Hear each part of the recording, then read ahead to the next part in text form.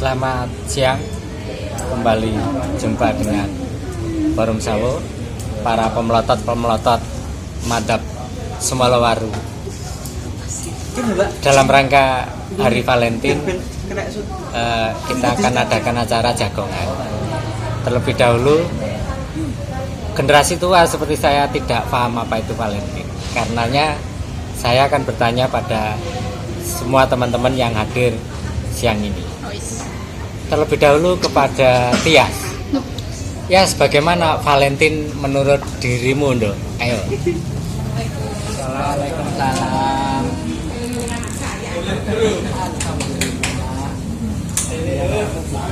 Menurut saya Valentine itu bukan apa-apa sih, karena memang bukan budaya dari kita juga.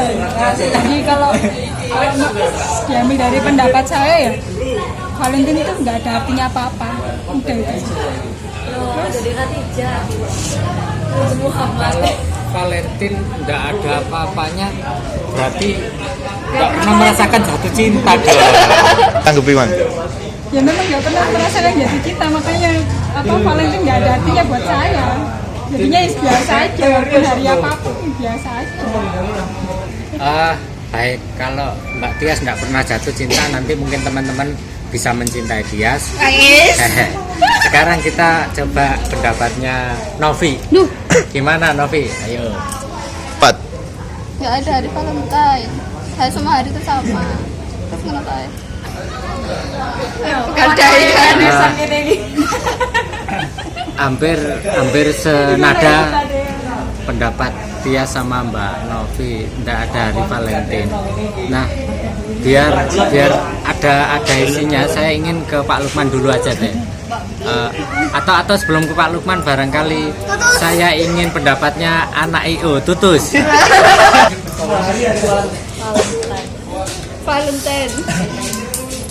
Valentine itu buat orang-orang alay.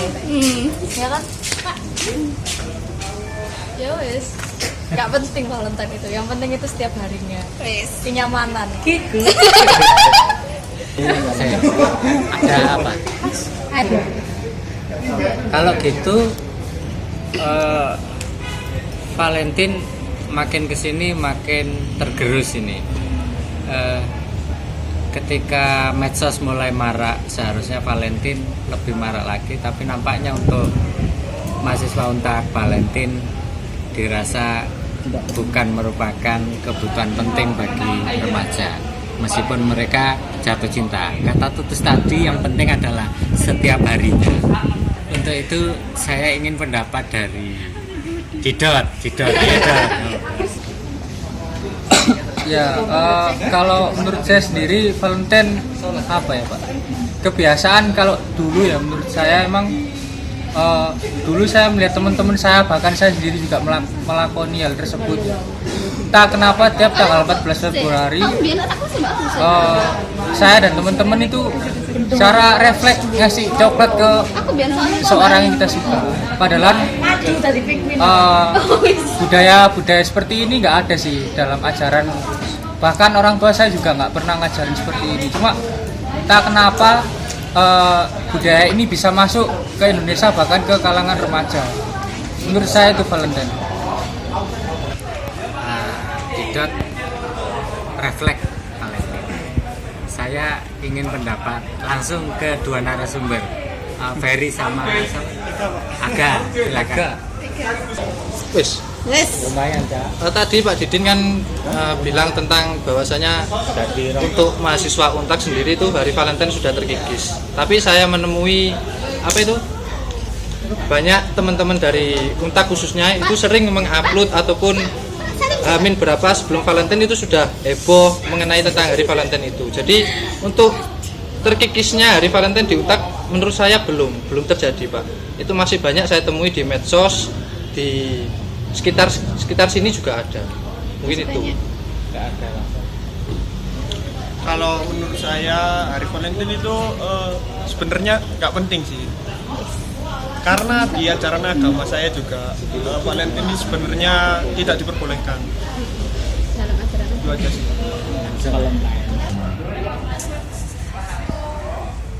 ada semacam rekayasa besar ya di balik sosialisasi Hari Valentine ke seluruh pojok dunia. Siapakah yang paling diuntungkan oleh terselenggaranya Hari Valentine? Menurut pengakuan Dido tadi dikatakan bahwa ada coklat, ada sekuntum bunga, lalu ada kartu ucapan, lalu ada sekian triliun pulsa berlalu lalang di satu hari tersebut. Ujungnya adalah ada kepentingan modal di balik itu. Dalam rangka kaitan politik ekonomi Valentine, saya ingin pendapat dari Pak Lukman. Silakan. Saya pikir itu satu analisis yang cukup dalam ya. Artinya melihat dari sejarahnya, artinya ada critical historis dari dibalik tanggal 14 Februari itu. Sebenarnya ada apa di balik tanggal 14 Februari itu? Dan itu selalu berlaku setiap tahun. Ritual yang selalu ada di tiap tahunnya itu, saya pikir itu adalah ritual yang sebenarnya sifatnya sangat humanistis, sangat sosial, tetapi memiliki efek yang cukup besar. Artinya ini juga berefek pada negara, pemerintahan maupun industri dan global secara keseluruhan. Nah, perputaran atau sirkulasi uang dan modal yang ada di tanggal 14 Februari itu, saya pikir jika dimaknai sebagai kepentingan kapitalistik, itu bisa jadi itu menjadi sebuah potensi industri untuk mendongkrak sebuah potensi yang awalnya itu potensi sosial, kemudian dialihkan disalurkan menjadi kepentingan potensi yang bersifat materialistik. Nah, dibalik tanggal 14 Februari, saya pikir Valentine atau fall in time artinya di mana manusia itu jatuh dalam perasaannya yang tereksplorasi perasaannya, tereksploitasi perasaannya. Dalam bahasa anak muda bisa dikatakan baper gitu ya. Kenapa harus di tanggal 14 gitu. Artinya kan orang jadi terpaksa atau mau tidak mau harus baper di tanggal 14 itu.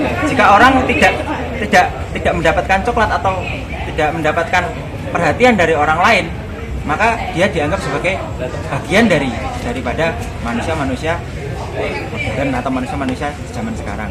Yang pada intinya adalah manusia yang merayakan hari kasih sayang seluruh dunia. Halo. Hari kasih sayang saya pikir di luar itu semua, di luar nilai-nilai yang membumbui potensi-potensi yang ada itu, saya pikir sudah menjadi ritual, bahkan sudah menjadi ritual yang sangat mengglobal. Dan jika ada pengakuan yang tidak merasakan efek dari Hari Valentine, saya pikir dipertanyakan kemanusiaannya. Apakah benar gitu? Dia tidak mengharapkan perhatian dari lawan jenis atau mungkin dari orang lain. Jadi ini persoalan yang sangat humanistik. Jadi saya pikir mungkin itu.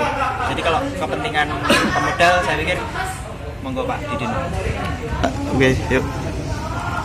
Ada kasih sayang, ada kemanusiaan, ada lalu lintas modal, ada gaya hidup.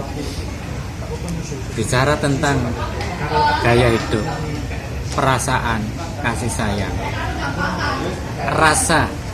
Saya ingat satu narasumber yang selalu kritis terhadap masalah rasa.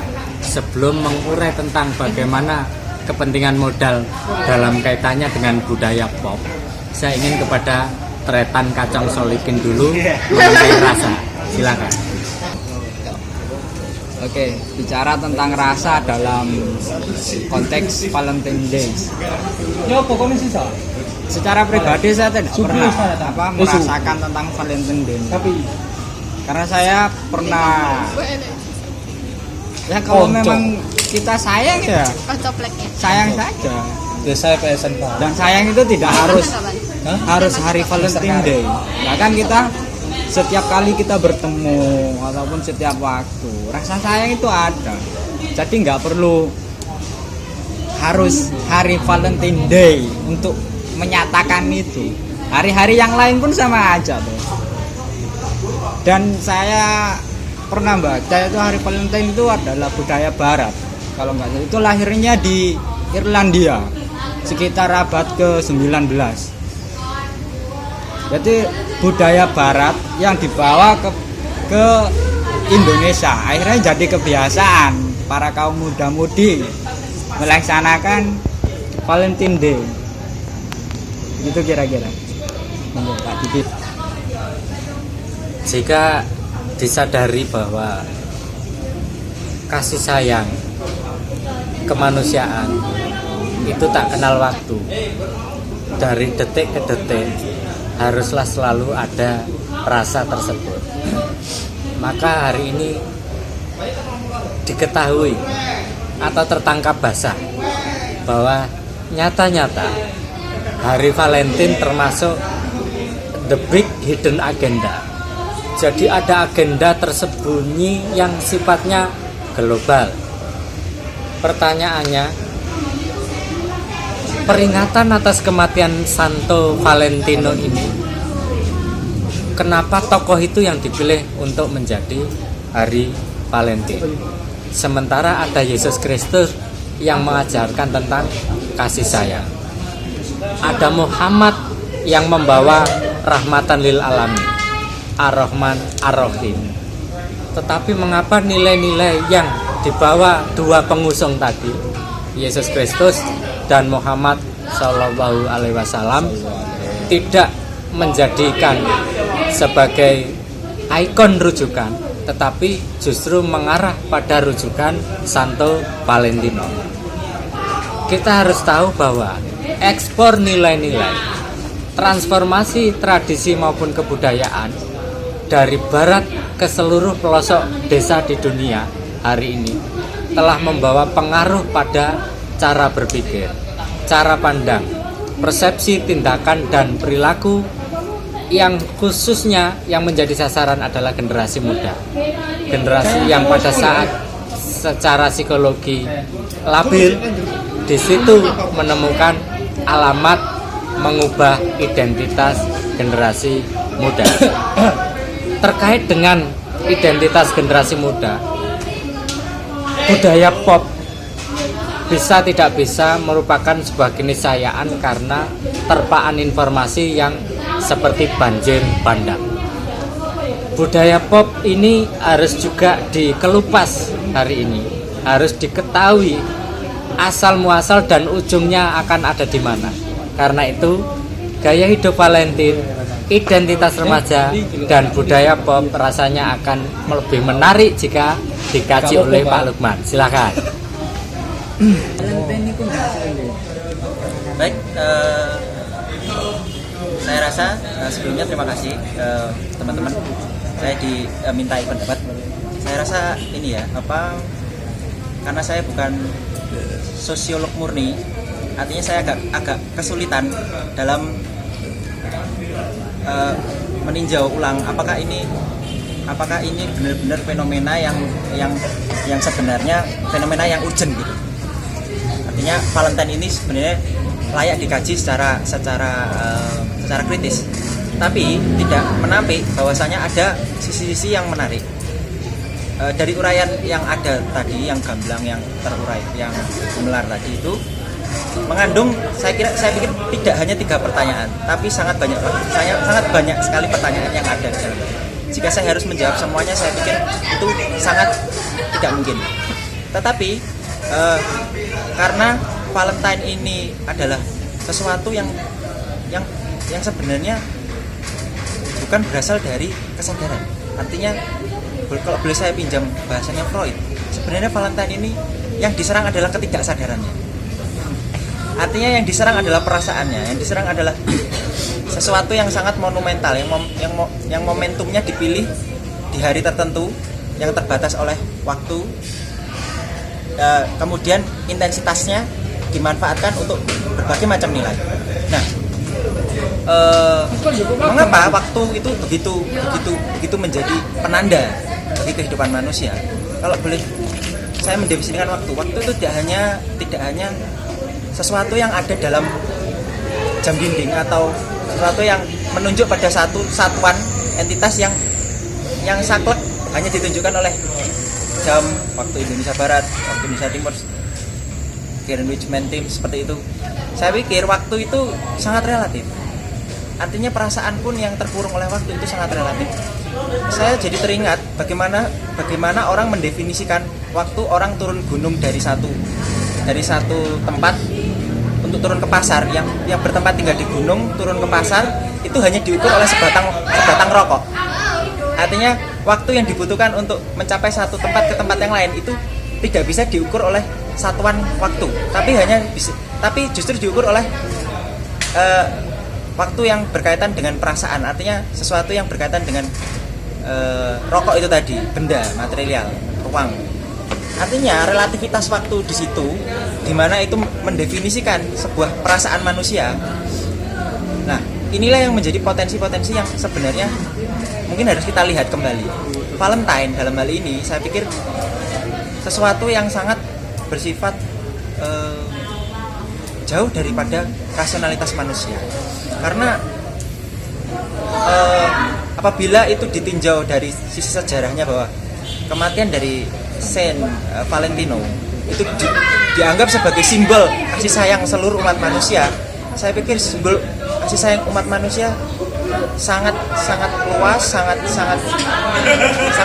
banyak role modelnya, dan tidak hanya dibatasi oleh hari kematian Saint Valentino itu sendiri. Tapi saya pikir jikapun itu menjadi penanda sebuah hari di mana orang itu harus memiliki sebuah ukuran waktu bagi dirinya untuk meluangkan waktunya untuk mencurahkan setidaknya kasih sayang, saya pikir itu tidak menyalahi identitas kita bukan hanya sebagai orang Indonesia, tapi identitas kita sebagai civil of the world. Jadi bagian dari dunia kita sendiri, bagian dari dunia. Jikapun kondisi keseharian kita itu selalu diliputi perasaan psikologi yang sangat tidak memiliki kasih sayang atau sangat carut marut, berantakan, setidaknya tanggal 14 itulah momentum di mana kamu bisa mencurahkan kasih sayang. Entah itu kepada kasih, tidak hanya kepada kekasih, tapi kepada semua orang, kepada seluruh manusia. Mungkin efek samping dari Valentine itu sendiri saya pikir yang agak menarik sebenarnya. Mengapa sangat berbeda anak-anak muda dalam memaknai Valentine. Artinya ada yang tidak menganggap Valentine itu sebagai sesuatu yang spesial, tapi ada juga yang menganggap Valentine itu adalah suatu momentum di mana dia bisa mengaktualisasikan diri. Jadi itu sangat tergantung oleh kepribadian manusia itu sendiri. Jadi bahwasanya Valentine itu sebenarnya adalah satu entitas yang terkurung oleh relativitas waktu. Saya sangat sepakat dengan konsep ini. Jadi Valentine bagi Solikin, bagi Mbak Tias, bagi yang lain mungkin tidak begitu spesial. Tapi mungkin bagi orang-orang yang memiliki hari-hari memiliki hari itu sebagai hari titik di mana itu titik balik kehidupannya, saya pikir itu sangat manusiawi dan tidak bisa dipersalahkan. Saya pikir itu aja, Pak.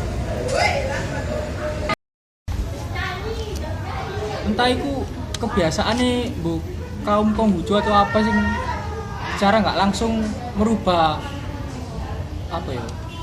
watak atau karakter setiap individu dulu. Sing tadi nih hari Valentine yang tadinya biasa-biasa saja sampai itu tadi menjadi luar biasa. Ya emang karena itu tadi sih, emang media juga berperan. Tapi aku mikirnya itu loh Pak, aku bukan hanya modal aja sih, tapi ada di balik itu lagi. Entah itu karena aku mikirnya sih sampai ke sana yo. Karena Valentino itu orang Kristen atau apa sih? Kalau emang Kristen ya mungkin budaya-budaya seperti itu yang itu Pak, sing saya titik beratkan sih. Ya awalnya memang ya Santo Valentino ini orang Nasrani ya, tetapi ini sesuatu yang biasa. Nah, kenapa menjadi luar biasa? Ya karena ada kepentingan modal. Tapi betul, bukan semata-mata hanya kepentingan modal, ada motif lain, penggerusan nilai. Nilai-nilai yang dimiliki oleh generasi muda di seluruh pelosok desa dunia ini itu yang hendak dipoles dengan nilai baru, yakni nilai Hari Valentine tadi. Seperti yang sudah saya singgung tadi, lek ancene padha Nasrani ne apa dudu Yesus Kristus, nek ancene Islam apa dudu Muhammad. Nah, Muhammad duwe Rahman Rahim, rahmatan lil alamin, lah ya kasih sayang. Yesus Kristus justru adalah penyebab utama ajaran kasih sayang. Kenapa bukan kedua orang hebat ini? Kenapa kok Santo Valentino? Kecurigaan sekali lagi saya alamat kepada kepentingan industri. Makin banyak momentum, makin untung mereka. Muhammad wis duwe Maulud Nabi. Kayak ya wis dikai, butuh apa kue kasih kue. Modal kan. Lalu Yesus Kristus ono Natal juga. Lah butuh meneh industri itu keserakahan. Jadi ojo mung loro tok, ya kudu ono momentum liya. Ayolah digawe apa? Oh, iki ono Valentine tepak iki karek terusne. Lah, engko ono meneh apa nih hari ibu. Engko ono meneh hari apa? Semakin banyak hari yang menjadi ikon, yang dianggap sesuatu yang spesial, maka semakin banyak momentum untuk produksi massal. Jadi muaranya tetaplah selalu profit, ekonomi, keuntungan, selalu itu. Berarti kalau emang kayak gitu, setiap peringatan hari termasuk hari ibu dan sebagainya itu bisa saja settingan para industri modal itu Pak ya? Masuk akal.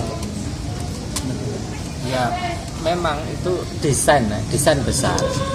Jadi yang didesain ini bukan hanya pejabat petinggi negara, bukan hanya parlemen, tetapi juga sektor ekonomi didesain, pasar didesain, lalu kemudian konsumen juga didesain, generasinya juga harus didesain.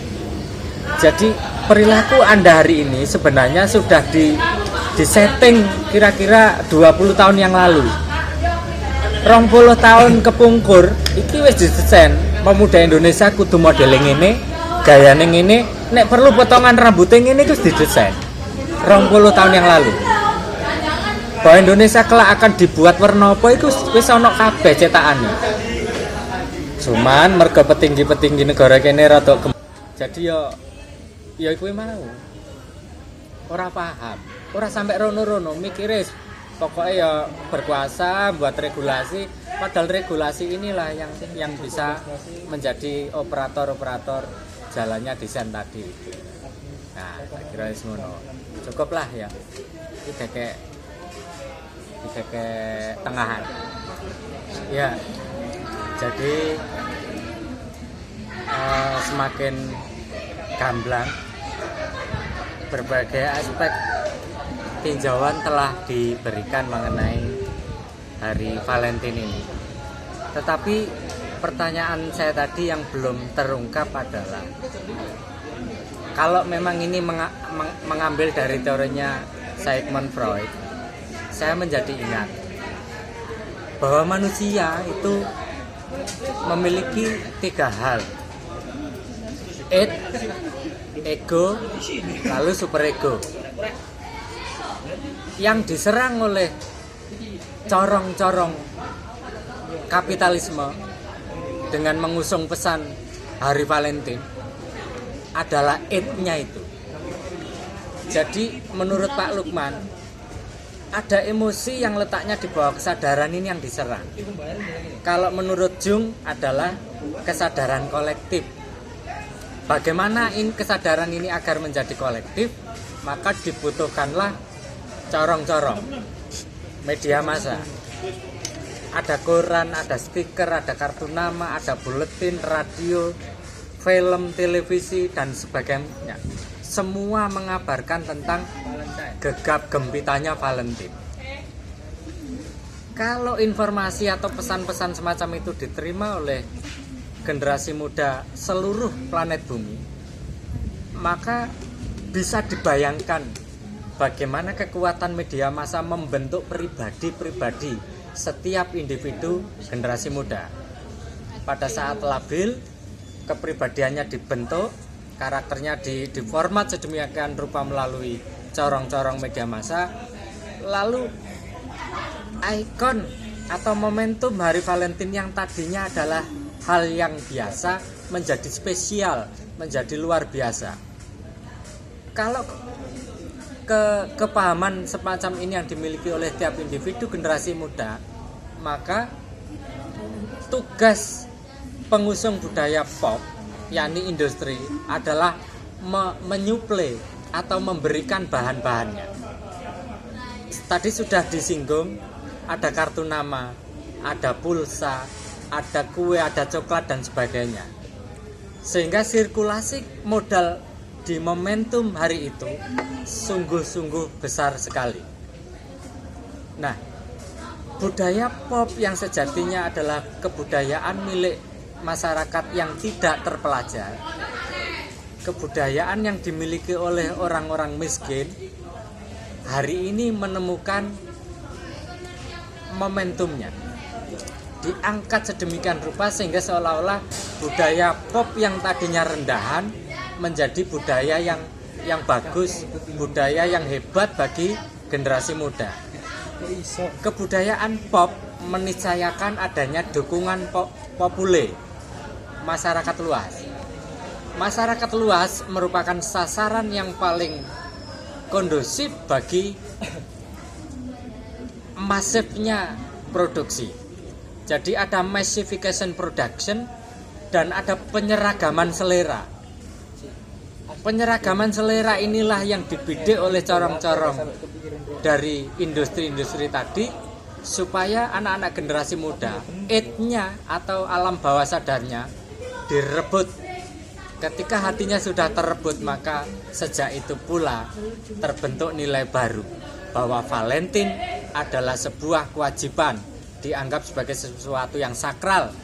Oleh karena itu sesuatu yang sakral dan mistis, maka harus dipenuhi dengan ubor rampe. Ubor rampenya Eropa tentu menguntungkan industri, ubor rampenya orang Jawa tentu nyenengke pedagang pasar kayak kue kelanting dan sejenisnya. Kenapa harus coklat? Kenapa bukan kelanting? Kenapa harus kartu nama? Kenapa tidak salaman saja? Mengapa harus pulsa? Kenapa tidak serawung, jagongan? Ini sejatinya adalah demi penumpukan modal sebesar-besarnya, yang jadi kurban-kurbannya adalah generasi muda.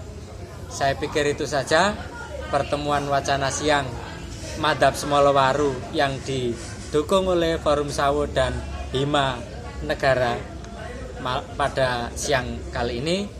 Terima kasih atas perhatian. Wassalamualaikum warahmatullahi wabarakatuh.